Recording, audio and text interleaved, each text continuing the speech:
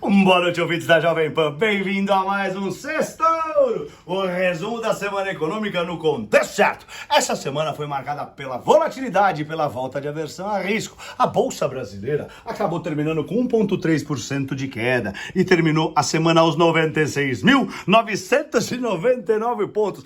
Quase 97 mil pontos. E o dólar, por sua vez, terminou cotado aos R$ 5,56 e na semana subiu 3,20%. Essa semana foi marcada pela forte aversão a risco e a preocupação devido ao avanço do coronavírus lá na Europa, a preocupação de que volte a desacelerar as economias reinou entre os mercados financeiros. Toda aquela alegria que a gente estava vendo da recuperação em V se transformou numa preocupação que a segunda pernada para um W pudesse estar vindo. A Bolsa da Europa caiu 3,7% essa semana. O petróleo caiu pela terceira semana em 4. Não foi 3 semanas seguidas de queda, mas caiu 3 semanas nas últimas 4. Então, a preocupação de que novos isolamentos possam acontecer, principalmente no Reino Unido, na França e na Espanha, trouxeram aversão a risco global. Não só na Europa, mas aqui também a Bolsa sofreu, mas não sofreu tanto assim quanto por lá. Mas aqui, o que a gente teve? O risco país subiu. O nosso risco país essa semana, né, ele disparou 22%. Também, né, subiu segunda, terça, quarta, quinta e sexta, subiu todos os dias e está cotado aos 250 pontos. 249,8 para ser exato, tá? O que aconteceu? A semana começou ruim. Eu não sei se vocês lembram, mas na segunda-feira, documentos secretos dos Estados Unidos que mostraram que 5 bancos europeus e americanos estavam lavando dinheiro há 20 anos. Eles lavaram mais de 2... Bom, é uma acusação, não foi que eles lavaram, mas são grandes bancos e eles estavam sendo acusados de terem lavado 2 trilhões de dólares. São 100 anos de economia da nossa reforma da Previdência. Lembre-se, só para fazer uma equivalencia, a reforma da Previdência, ela vai economizar R$1 trilhão em 10 anos. Os caras lavaram 10 trilhões, mais de 10 trilhões de reais. Nós estamos falando de uma economia equivalente de 100 anos da nossa Previdência.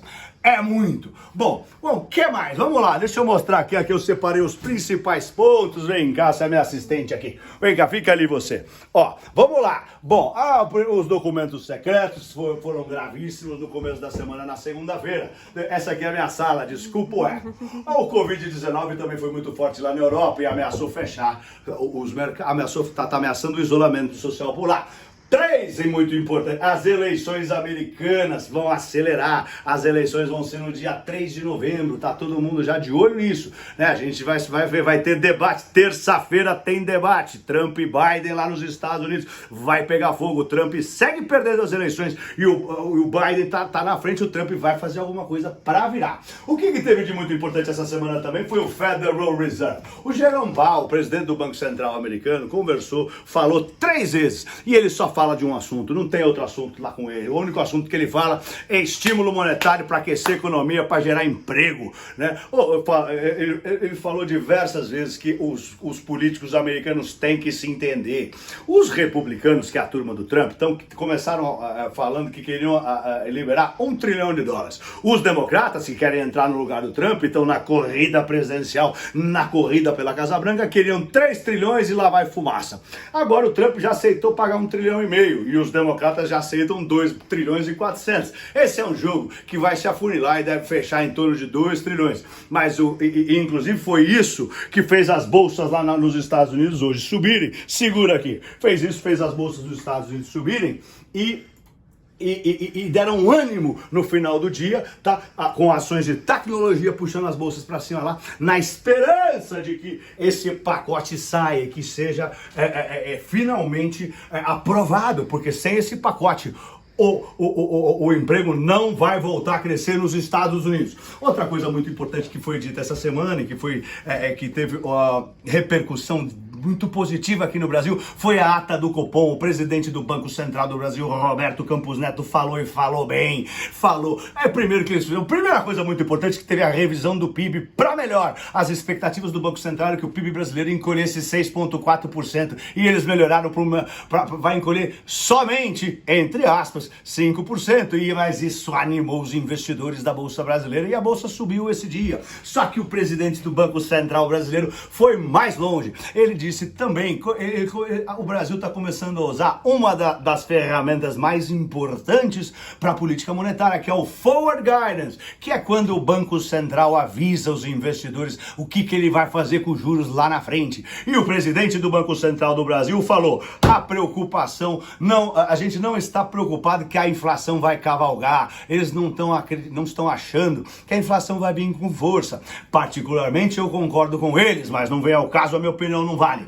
E eles disseram que não devem mexer nos juros até meados de setembro de 2021. Isso soou como música nos ouvidos dos investidores que entraram comprando na bolsa e a bolsa subiu. Por quê? Porque juro baixo significa novos investidores entrando na nossa querida B3. E só que o presidente do Banco Central, ele foi ainda mais longe. O que ele falou? Ele disse que, nas palavras dele, se houver mais um corte de juros, ele vai ser pequeno. Mas quem estava esperando um corte de juros, se vier outro corte de juros, é alegria. Os juros podem ir para 1,75, isso é mais gente entrando na bolsa. Isso aconteceu. O que aconteceu? Nesse dia as ações da B3 dispararam mais do que 5,5%. Foi na quinta-feira. É a alta da quinta-feira, né? Ó, esse aqui é o risco país, né? Na quinta-feira, foi na quarta, na esperança já na alta, aí na quinta-feira melhorou. Depois, bom, na semana a bolsa esse aqui é o dólar. Bom, de qualquer maneira, vamos lá. O que teve também essa semana de muito importante? Teve a fala do Bolsonaro na abertura da ONU. Falou, né? Sempre na abertura da ONU, o Brasil tem a honra há mais de 40 anos abrir a ONU. E foi algo muito importante e volta e traz pelo menos bota a cara do Brasil lá fora e lembra os investidores internacionais de que ainda nós temos aqui, mesmo sendo um país emergente, pode todo mundo vir investir por aqui. Bom, gente, agora pra semana que vem, né, a gente vai ter aqui, ó, bom, pra começar na semana que vem, começa o quarto trimestre. Esse ano voou, hein, gente?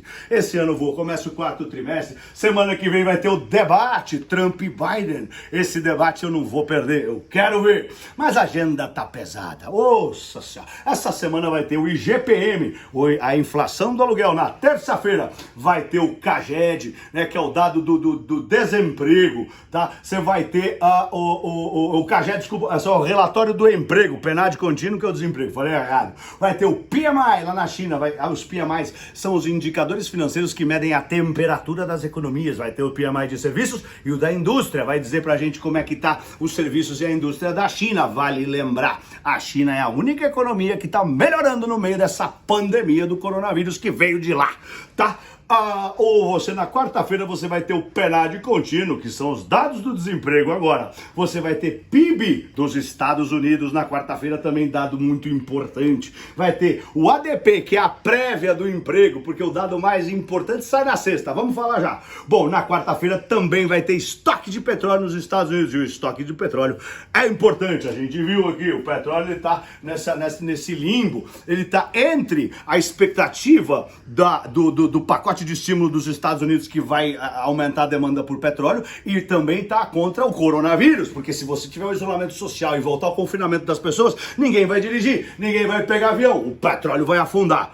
Bom, aí a gente vai ter na quinta-feira IPCS, vai sair a inflação no Brasil. Mais um dado de inflação, tá todo mundo de olho para tentar fazer alguma inferência. Será que vai ter aquele outro corte de juros pequeno que a gente está sonhando? Vai ter também o PMI do Brasil. Como é que tá a temperatura da economia do Brasil? Tá aquecendo? Tá esfriando? Quinta-feira vamos saber.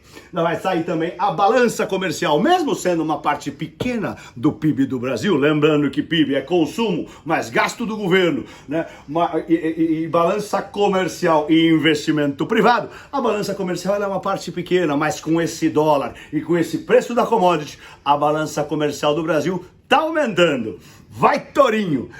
Você vai ter também o PMI nos Estados Unidos e o PMI na Europa, as temperaturas das economias por lá. Como que estão as temperaturas da economia nos Estados Unidos? Aquecendo ou esfriando? E na Europa, aquecendo ou esfriando? E vai ter sexta-feira, é o grande número, é o maior indicador financeiro, o maior indicador econômico do mundo. É o relatório do emprego americano, é o payroll. Sai toda a primeira sexta-feira do mês. É sexta-feira que vem. Gente, é isso aí. Eu espero que vocês tenham tido uma boa semana. Eu desejo do fundo do coração um bom final de semana para todos vocês. Um beijo no coração. Eu sou o Pablo. Bom fim de semana. Vai, Torinho!